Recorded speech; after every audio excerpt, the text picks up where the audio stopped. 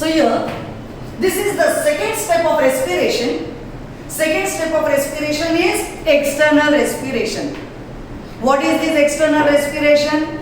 External respiration is a physical process in which neither energy is utilized nor the enzymes as respiratory enzymes are involved. It is just a physical process. As in the surrounding, in the atmosphere, you can observe the air is rich in oxygen. So this oxygen rich air through the respiratory system enters into the lungs. That's all. No physiological process happens here. Hence it is called as a physical process. And therefore, in this external respiration, what happens? From the atmosphere, from the surrounding, oxygen enters into the organs of respiration. That's all. And from organs of respiration, carbon dioxide is evolved. And hence, this process is called as exchange of gases. So this is the diagram to show the exchange of gases between the structural and functional unit of lungs is alveoli. So this is the exchange of gases between the alveolus and that of the capillaries. So this is the diagram of alveolus, where alveolus is made up of from a simple squamous epithelial cells. I know we have already studied the epithelial cell, epithelial above lining. All the types of epithelial cells, they rest on a basement membrane. So squamous epithelium also rests on a basement membrane. So this forms the wall of the alveolus. Similarly, here are the blood capillaries. So blood capillaries also are thin walled, just similar to that of the alveolar layer. It is also made up of from simple squamous epithelium.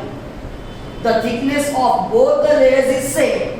Both of them are resting on a basement membrane. So these are the layers which forms the basement membrane.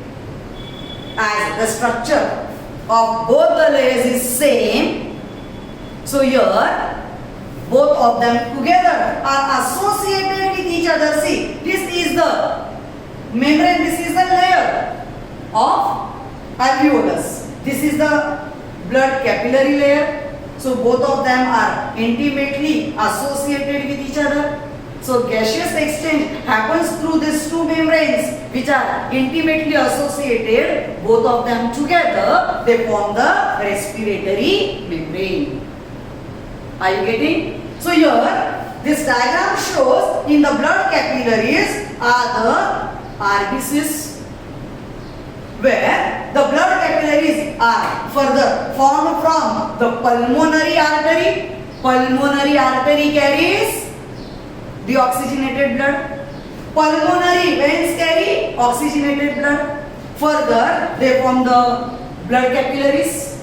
So here, this blood capillaries makes the exchange of respiratory gases from alveoli to capillaries and from capillaries to alveoli. And here, this exchange happens when the diffusion of gases will take place from an area of higher partial pressure to the area of low partial pressure. That is, from the region of higher concentration to the region of, yes, lower concentration. And therefore, this exchange will happen till the equilibrium is maintained.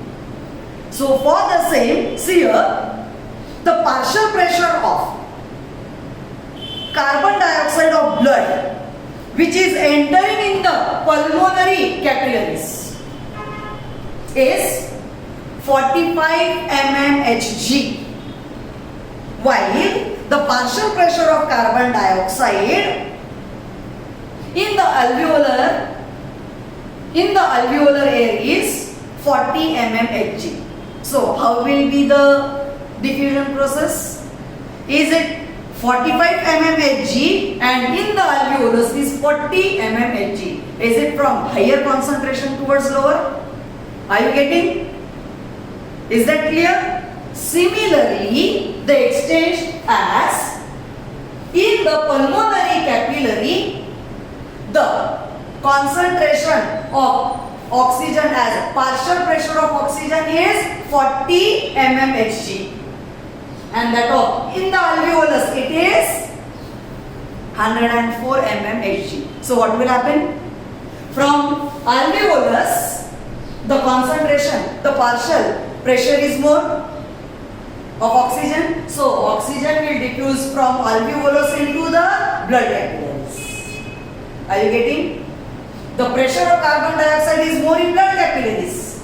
The pressure of oxygen is more in alveolus. So is it both of them will try to diffuse from the region of the respective higher concentration towards lower? This makes the exchange of gases. So exchange of gases happens in the alveoli. This makes you to understand the respiration is an external respiration. In external respiration, what did I tell you? Is a physical process.